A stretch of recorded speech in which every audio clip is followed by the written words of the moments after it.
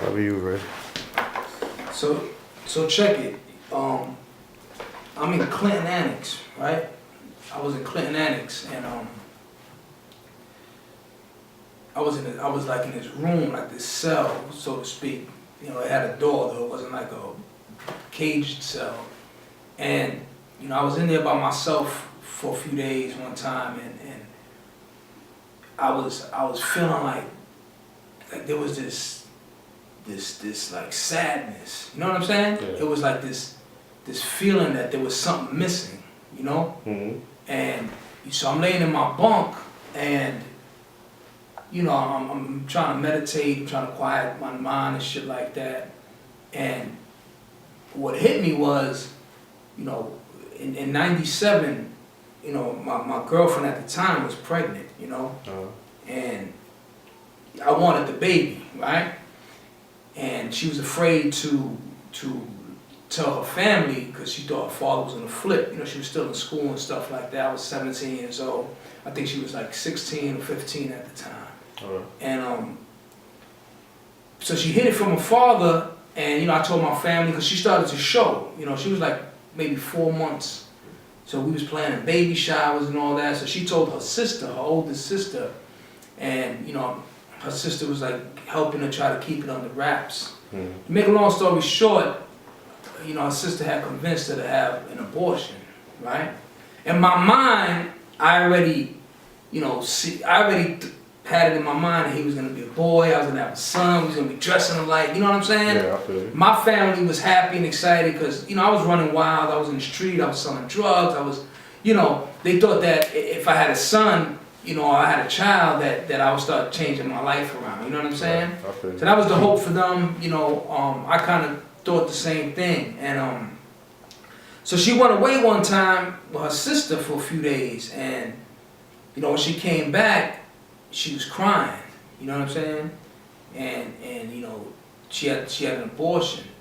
So at the time, I don't remember feeling like devastated, you know what I'm saying? Right. But it was like a weird time. Like I don't remember the real feeling at the time. But I must have felt devastated or hurt because I was looking forward to having a baby. Right. So I'm in jail, right? I'm in my cell, and it hit me, and I felt like there was a little boy missing in my life. You know what I'm saying? Yeah. Like I felt this kid's emptiness, and at the time, this is what 2003, 97 to 2003, what 13, 14 years old? You know, like 13 years old. His birthday, the projected, you know, birthday was supposed to be February 14th, 97. I think it was on Valentine's Day. Wow. So anyway, so I'm like, damn, it felt like there was this 13-year-old boy missing out of my life. You know what I'm saying? Right. And at the time, I had 2 daughters already, you know. So anyway, so I wrote, because I used to write a lot, you know, and that's how this book, you know, was produced, because I kept a journal, and I wrote short stories and stuff, which reflects in the book. And so this piece right here is entitled "Letter to My Aborted Child," and it was just basically a letter that I wrote. And I was like, I said, I remember the day I found out your mother was pregnant with you. I was so excited, I knew you were a boy.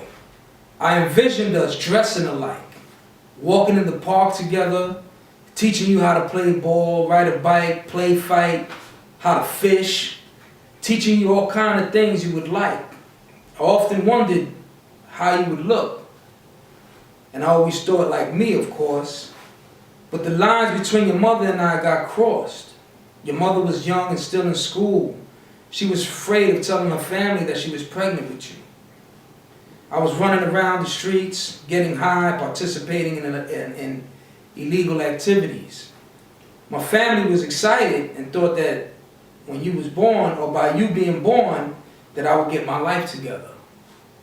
I thought so too. Then your mother told her sister, and she didn't approve. She encouraged your mother to get rid of you. You know, what could I do? You know, I fought against it. I promised I would do the right thing. Your mother's belly started showing. You started growing, as well as your mother's fears.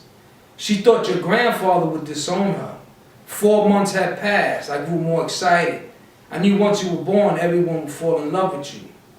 My baby boy was on his way. My family was already planning the baby shower. Then your mother went to stay with your aunt for a couple of days for the remaining part of her pregnancy, allegedly, you know. Then after a few days, she came back and I noticed her belly was smaller, as if she lost weight. She began to cry and told me she had you taken away. I was devastated, but didn't show it. I guess I numbed it with all the drugs I could take. I still remember your predicted birthday, February 14, 1997. I still feel your presence as well as your absence. I feel like a 15-year-old boy is missing in my life. I love you even though we've never met. I still wonder what you would have looked like, how you would have been. In your second year of high school by now, wow. I feel the void within. It saddens me deeply. I just wanted to let you know you have 3 sisters and 2 brothers now. I can picture your smile when I hear their laughter. I can only imagine what a mother feels like after carrying and feeling her baby's movements.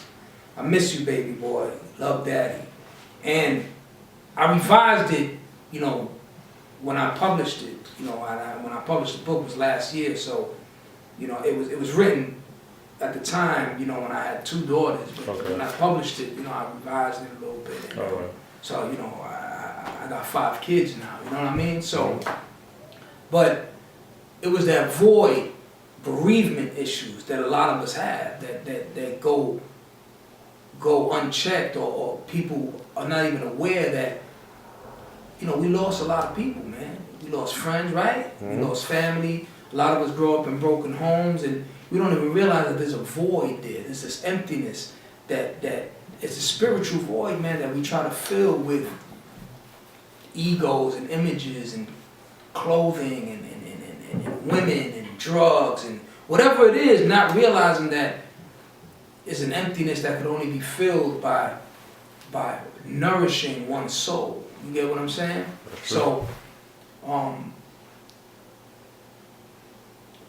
lot of men, you know, don't really speak about those issues. If you're on the block, right? When I was on the block, you didn't share stuff like that with dudes, right? You can't share them. You know, like, yo, what's up, you all right? You know, we didn't have these type of conversations where we like, yo, man, you know, like my mom's is smoking crack. You know what I'm saying? Not at all. You know, my pops, you know, my uncle robbed my shit, you know, so he could buy some crack. You know, like, that was some shameful shit. And I think a lot of us, we feel ashamed, man. So we try to compensate those feelings with aggression. You know what I'm saying? Violence and rage. Kids are angry, man. We angry. You know what I'm saying? We poor. We feel like life is against us, and we don't realize that we have the power to create our life and manifest our dreams, man. So, anyway, peace.